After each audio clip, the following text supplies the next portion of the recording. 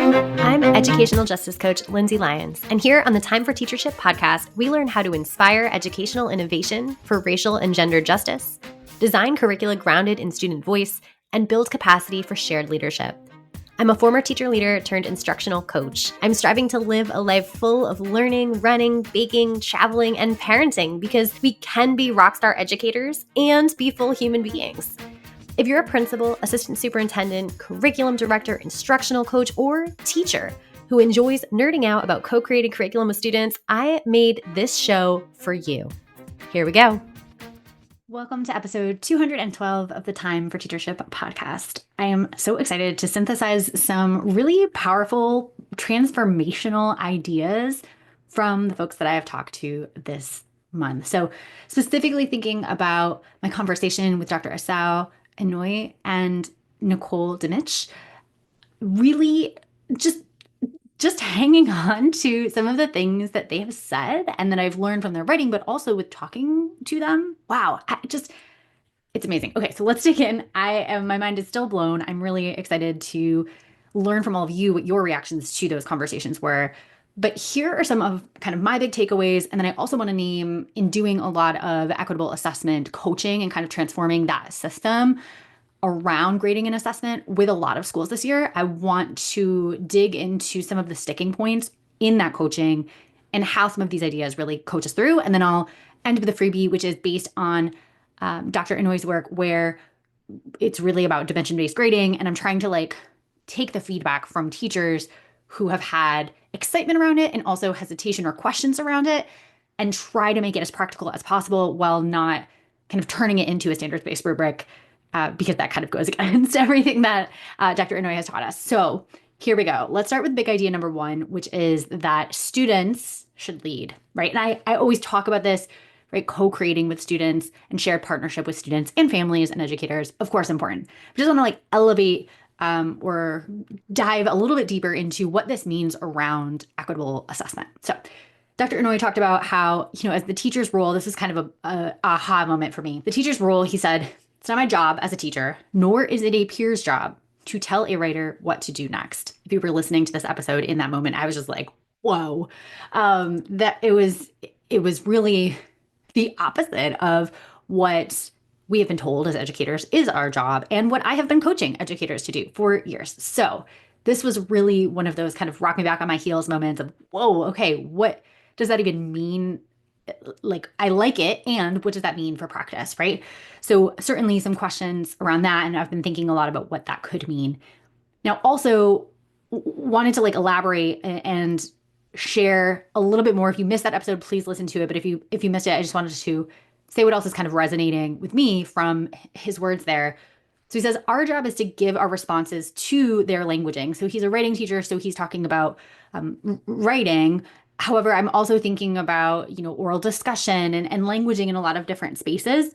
So give responses to their languaging, and their job is to figure out what to do next. So he talks about how only the writer knows their purpose and kind of what feels right to move forward. And I love his quote. He says, I'd rather be another soul on the road of your language journey, and you meet me, and you can take what you take today, and you continue to walk on the road, right?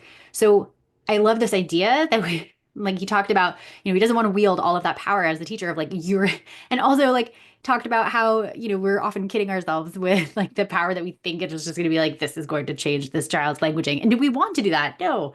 So I think there's a lot of stuff here around what does that mean when we kind of put that to students and say, hey, we're going to give you this feedback. I'm going to talk to you about my experience of reading your writing or listening to your speech or communication in whatever form. And you're going to figure out what feels right next, right? In all of your languaging brilliance and all of the kind of mentor texts, which could be literal texts in the class that we read together, or it could be, how your mom talks or how your grandpa has this particular phrase that's really engaging, right? Whatever it is, right? Languaging in all of its pieces. So I love that. And I know that for some teachers, when I've kind of shared this learning that I've had from Dr. Inoue, it was, well, yes, that seems I think someone said yesterday, it would take a lot of coaching into, right? We're going to have to prepare students to engage in this way because school is not typically done in that way. It is typically you do what the teacher tells you to do, right?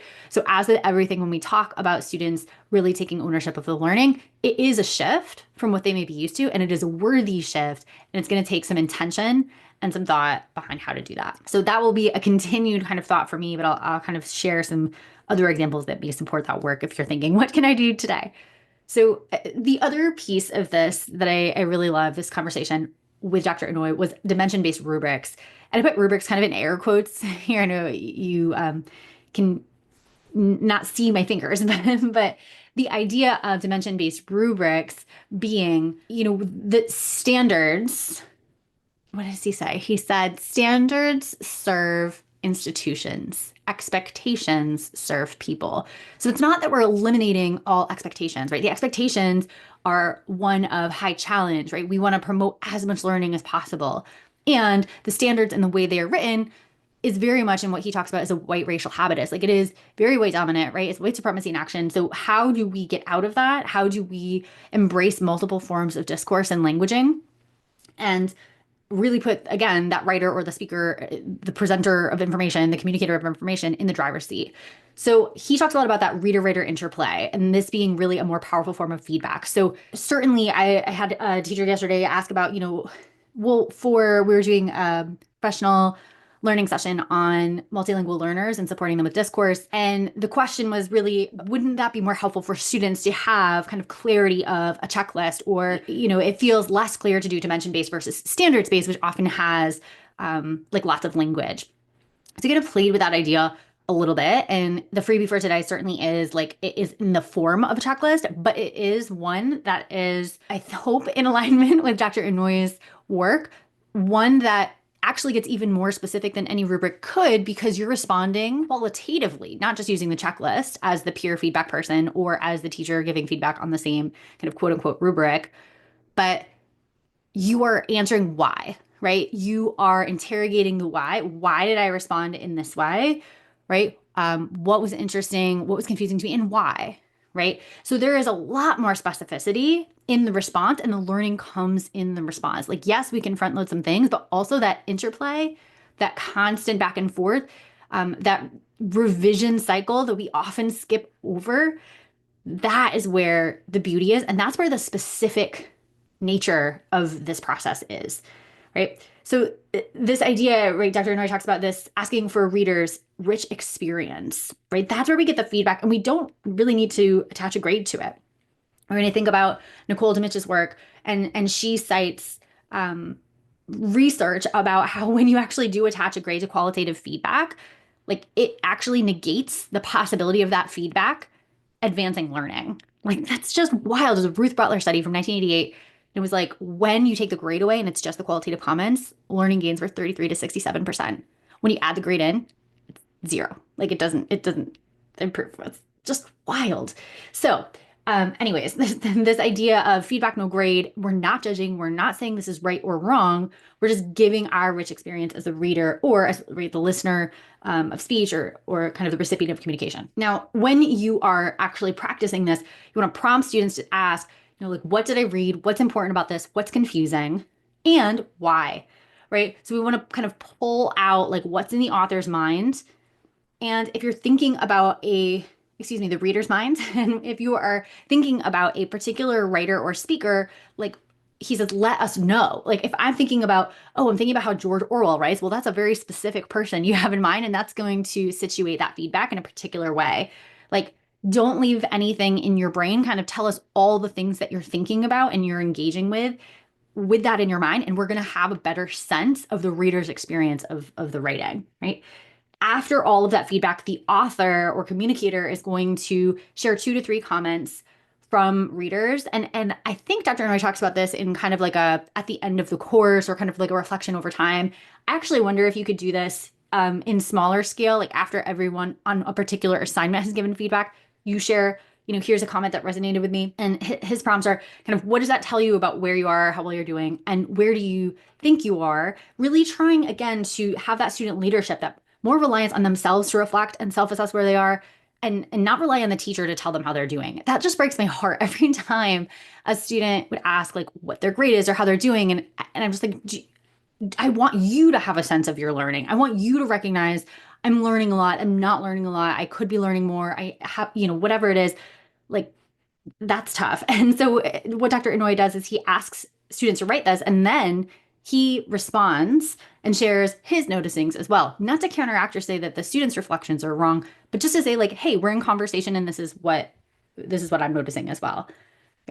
And I mean, Nicole Demich and Dr. Inouye, they both talk about how a grade from a teacher does not really tell you much about learning, right? It does not tell you much. And in Nicole's book, she actually has a breakdown of like, here's I don't know what it was, like a 79, right? And that's your grade. And what does that communicate, right? And if you're a student, that's like, oh no. And if you're a student who has been struggling, that's like, oh yay. It doesn't tell you anything with learning, right? But when you break it down and say, hey, there were 4 skills we were assessing here, you did fantastic on 3 of them. You just like knocked it out of the park. And this one, we're struggling a bit. So we need a little bit more support here. That now has so much clarity. I mean, it's affirming that like, wow, I can do these things really well. And there's this thing that I need to grow in. Great. Like I want to grow in that thing. Like, let's figure out my next step. Total difference in communication. So this other kind of big aha moment for me was in learning from actually Nicole's book, but formative until it's summative is this concept of like, we can give the same assessment to a bunch of students. And for some students, it counts as formative. And for some students, it counts as summative. This blew my mind. So she was basically saying, it counts for a grade if you show mastery, right? It counts if you show mastery. Because she talked about how a lot of people will be like, or students, right, will be like, well, does this count? Or how many points is this assignment, right? And that's going to determine if they do it or not. We'll get back to that in just a moment. That is a common concern around grades and motivation. But she's talking about, it counts if you show mastery. So how cool to be like, great, you've learned it, you can do the thing, demonstrate that. We put it in the grade book. Amazing. You are rewarded for what you know, right? I think she talks about how Tom Schimmer's work, or often talks about, right, giving credit for what you know, and the averages actually hurt that. When we average everything together into a number, I think her big phrase is moving from quantities to qualities, right? We want to know the qualities of the student work. We want to emphasize the quality, and we want to name specific qualities. We don't need the quantities. Like the numbers actually don't help us, right? So I think that is such a powerful idea for me. And she gives in the book some examples of how logistically that would work. But I just love the concept of everyone can do this assessment. And when you're good at it, when you have demonstrated proficiency in that skill, you're good. It goes in the grade book, which is a reward for you. And it is formative. And therefore, depending on how you do your grading, doesn't count or counts for much less because you're still learning. And that's okay. So we're going to try again on the same skill in the next time, right? And then if you demonstrate proficiency, then it will be summative for you.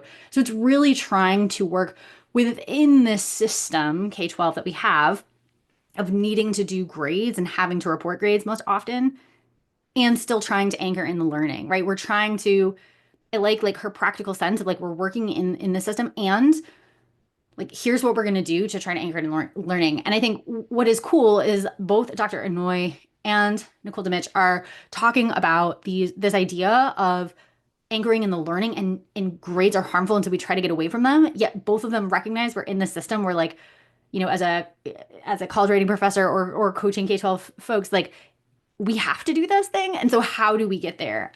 Dr. Inouye is very much labor-based grading, and in kind of getting at that like elimination of grades and the feedback.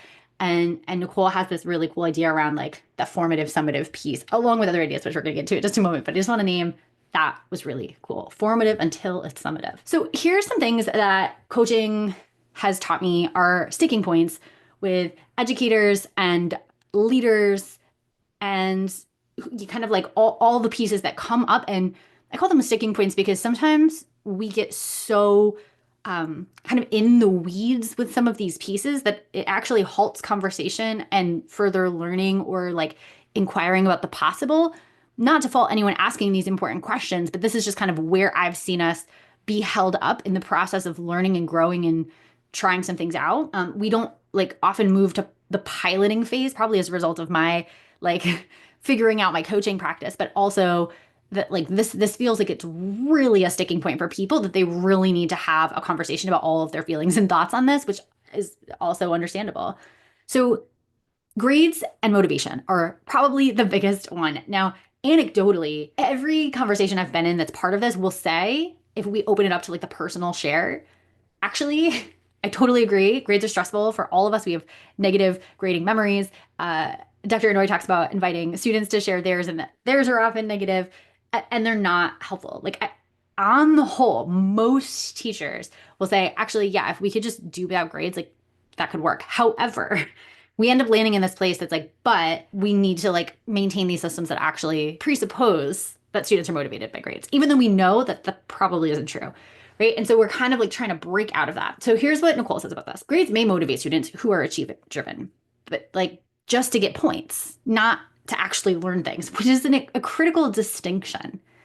And she says, right, remember, grades are actually just communication. They're not actually learning. Hi, this is Leah popping in to share the freebie for this episode, Dimension-Based Rubric Ideas. You can find it at the blog post for this episode, www.lindsaybethlyons.com/212. Now back to the show. To counteract that idea that averages hurt, right? They don't give credit for what they know, according to Tom Schimmer, right? That we might just look at or grade or weight, however you do your grade calculations, the most recent demonstration of proficiency of these skills, the frequent and consistent evidence of learning, like that, the most recent, frequent, and consistent is what Nicole says should be, right, the grade. That we can lean into, right? Because that is evidence of the learning. A lot of people have told me, my students come in far below grade level and I want to kind of measure their growth and evaluate their growth versus like having this one particular grade level standard. And so there's this interesting nuance here, right? Of like, yes, we are going to celebrate all of that growth.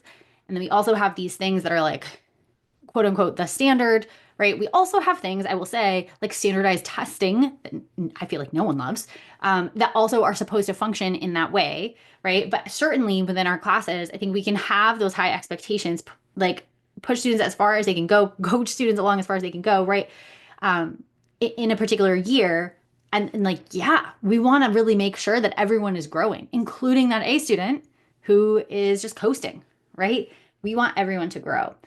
So the other piece is that she talks about, I think this is really important, separating out and really shifting from compliance and completion to evidence of learning. This is such a huge sticking point. Often the way that we were graded as kids and the way that we were taught to grade, perhaps in teacher school, is often about compliance or completion, right?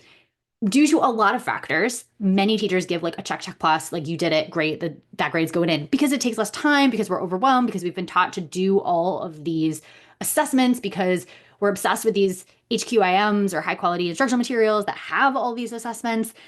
And to be honest, I think just it's too much. It's so much. It's exhausting the teachers. Teachers can't give feedback. And one of the brilliant things that Nicole said in our conversation, I was like, when teachers ask, how many assessments should I give? She says, only as many as you can provide feedback on. So if you are giving 5 assignments a week and you can't give feedback on all of them, stop giving 5 assignments a week, right?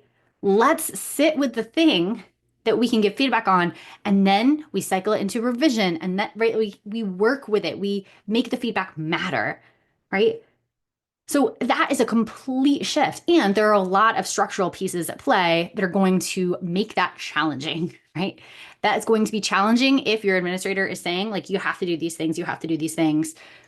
So administrators listening, work with your teachers to figure out what is priority. What are the most important things? How do we do less in terms of just the number of assignments or the length of assignments? Sometimes those lengths are so arbitrary. How do we assess the skill fewer times, but in a way that enables us to provide more feedback and opportunities and time for revision, right? So much of this is a priorities game. One of the things that Nicole says around this idea from like shifting from compliance and completion to evidence of learning is the sticking point of accountability, right? So she's like, really what we want to do is we want to make sure we're assessing and giving feedback on evidence of learning, not just the compliance and completion, although we could separate that out and give that separate feedback of like, hey, like love all of the work you're doing and you turned all of these assignments in late. So that's like a separate thing, right? Maybe that's an executive functioning thing. Maybe that is just like organize your schedule better, like I guess all those things. But she's saying we need to explore this idea of accountability, which is often driving this compliance and completion thing, right? So what are we holding kids accountable to? Are we holding them accountable to getting their work done or to getting to a higher quality of work, right? And I think we'd all argue the latter, right? We want them to get to a higher quality of work and often fewer assignments, right? That's better. That's going to get us there. And it's going to be less stressful for educators too. There's so much we have to do. Let's just work. What is the work smarter, not harder? Right. Okay. One specific strategy that she names too, because yes, we still have to do grades. We have to put something in the grade book. That is often a requirement for most of us. And we can delay the grades. So research has suggested that this can be helpful where we actually just provide the qualitative feedback. We don't have the grade on it. We require revision, right? Or in Dr. Inouye's case, we give that feedback. We explain the reader's rich experience. The writer or speaker, they decide what to do next. They revise, and then we can grade, right? So we have to require a round of revision first. I really like that strategy. I feel, again, like that's practical. It gets at both pieces of this. Now, another sticking point for coaching is how to shift. Like, how do we do the thing? So we're on board with this idea. We like the idea of equitable assessment, but we're a little nervous about family responses, about the fact that our students are going to go to college and how are college admissions going to look at this process of maybe competency-based assessments, feedback, like what is all of this going to look like in the broader scheme of things, and how do we communicate clearly with families? And so the response, as per usual, is to partner with students and families. And I love that Dr. Inouye talked about this, right? So he is talking about framing where he's like, all right, I ask students about one experience with grading. And I imagine you could do this with families as well. One experience with grading, option to share out, and then inevitably it will be negative, many of them. You'll co-create with the group pattern recognition of like, what are we noticing about grades and their impact on us, right? Nicole asks a similar question. What is it like to be you in school, right? Let's center in lived experiences of students and families as students, right? And then we can jump to the research. So Dr. Inouye talks about how we would want to talk about the history of grading and the harm done, right? Just a few things. We don't need to inundate them, right? They're not going to get like a dissertation done in this piece. But like exposure to the reality that harm is done by grading, right? Again, families, students, educators, we're doing this work together. And then because we're on the learning journey together, we can all kind of co-create the assessment policy or those negotiations. Now, this is going to take a longer time. I know time always feels like it's too short, but this is where you're going to get that kind of like co-creation, quote unquote buy-in, whatever that is. Like you'll get less critical feedback when we're doing it together and we've done the learning together. So I really like this. And one more quick thing, just my own two thoughts here. It is only college. And I guess if you're like a younger teacher, like, maybe the high school, but maybe not, because high schools, a lot of them are competency-based now, that really grade in this particular way. So if we're like, oh, but you got to prepare the high school kids for college, so we have to do this thing in this way because college is going to do it in this way. Well, one, some colleges don't, but many do. Yep. And it's not really, life is not really like a timed assessment or one grade and you're done and you never get to fix anything again. Like that's not really how life works. Anything, at least that I have worked on in my work, like I have an opportunity to try it, to get feedback, to make it better, to constantly take in the cycle of feedback and learning and revision. Constantly, I can ask colleagues for support. I can ask for peer feedback. I can learn something new. I can decide what my next steps are. Like that is life. That is like most jobs, right? And the other piece of this is, so back to that point, it's really just college that we're prepping them for, and not even all colleges. I do think colleges will get behind this idea of more equitable assessment. It just might be a little delayed, but I don't think that kids are going to be punished for this. And I recognize that like we want to make sure kids are not going to be punished for this. So the other piece is like, if we recognize, and the research does show that this way of traditional grading is harmful, like, is that a good enough reason to keep doing it? Is that a good enough reason to keep doing it? I'm gonna leave you with that for a moment. So other sticking points here, two left. One, what would dimension-based rubrics look like? I won't talk about this too much because I'm going to attach a freebie from what my brain has put together, really heavily based on Dr. Asao Inouye's work. I basically took his dimension-based rubric example that he has shared publicly and then just adjusted it a little bit to build in some elaboration and reflection questions. I kind of made a version for like the student and then the version for the student, I should say, the writer or the speaker, right? And then I made a version for the like reader or listener. So you can check that out. That's going to be posted on the blog post for today's episode. So lindsaybethlyons.com/blog/212. Okay, so then the next thing is coaching students to be able to self-assess and determine their next step. Like that totally takes coaching into. That is going to take some time. And so some thoughts here, really reflective of some of the themes we've talked about today. Make time for it. Again, we don't have time. We don't have enough time ever. And it's a priorities game. So we all have like a finite amount of time. Some certainly have more time for example, history classes than others. However, we have time and it's a priorities game. So is it important enough that we want to carve out some time for peer reviews, for that sharing of the reader's rich experience, and for students to self-reflect and make decisions about what their next step will be, and then time to revise? Because I really want to honor that, like, yes, some people assign homework. I typically have not been one of those people. I want to try to make sure that my students can do all of the work within the school day. So giving that self-reflection time, building in the revision time. This could look like just independent writing time. This could look like conferences with me. This could be an exchanged journal writing or something where the students are kind of reflecting asynchronously with me or with peers or just themselves.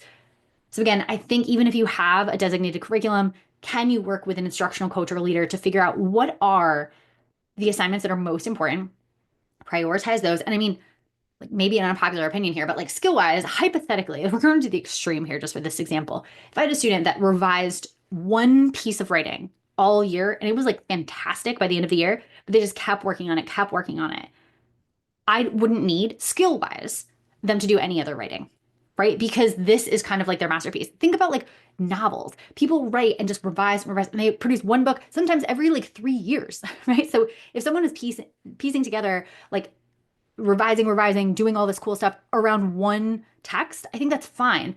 Now, the piece that becomes a complicated factor that sometimes we conflate is like, that's the skill of writing versus like the content that we need to assess. But we can assess content in different ways. We can assess it verbally. We can assess it in like more project-based things. If you need them to write an essay, do you need them to write 10 essays? I would argue no. You might need them to express the content from other units in different ways. But if they're just perfecting one essay over the course of a year and it is fantastic at the end, great. I'm going to tell you that you have got, like, as long as they're doing all the work, you have got all these writing skills. Amazing. Because time is not like a skill. I'm not assessing someone and I don't know any standard other than like the standardized testing container that requires students to do things fast. And again, in life and jobs, you don't really need to do things fast. Sometimes, but often, particularly in like professional capacities, like, I don't know what the word is, but like when you have to like put together writing, I guess, I don't know what that word, writing-based careers. Sorry for my lack of vocabulary there. You will have the time to work on it, to get feedback, to revise. It doesn't need to be this timed thing where you need to get some like really thoughtful piece of writing together in like 30 minutes or else, right? The last piece I want to name is your peer reviews, your kind of way of inviting student reflection. We want to make time for those. And certainly you can just hand students kind of paper and the students writing, and then they can like go through and write. I've also known students to be sometimes having an easier time verbally. So I've done peer reviews in kind of a hybrid writing reading and kind of doing it with a group. So that is something that you could also do. My process has been like similar to like a dissertation committee. You listen to a presentation or you read a piece of writing, you can ask some clarifying questions and the author can respond. And then really you as a team of like 3 to 4 students are completing kind of the dimension-based rubric or whatever the feedback form is. Use a consensus protocol if you do need to assign a grade. Ideally you don't, but if you do, and then reviewers can orally and in writing share the why, right? So again, to Dr. Inouye's point, we are going to share like the why. We're going to interrogate the reasoning behind our rich experience of reading the text or listening to the expression verbally. Okay, so with all of that, that was a long solo show. Thank you for listening. Excited to hear how you might implement this like equitable assessment pieces in your communities. And once again, the blog post for this episode, along with that freebie with dimension-based rubric ideas, is at the blog post, lindsaybethlyons.com/blog/212. If you like this episode, I bet you'll be just as jazzed as I am about my coaching program for increasing student-led discussions in your school. Shane Safir and Jamila Dugan talk about a pedagogy of student voice in their book, Street Data. They say students should be talking for 75% of class time.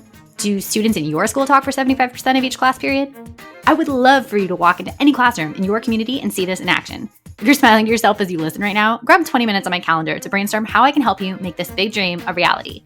I'll help you build a comprehensive plan from full-day trainings and discussion protocols like Circle and Socratic Seminar to follow-up classroom visits where I can plan, witness, and debrief discussion-based lessons with your teachers. Sign up for a nerdy, no-strings-attached brainstorm call at lindsaybethlyons.com/contact. Until next time, leaders, think big, act brave, and be your best self. This podcast is a proud member of the Teach Better Podcast Network. Better today, better tomorrow, and the podcast to get you there. Explore more podcasts at www.teachbetterpodcastnetwork.com. We'll see you on the next episode.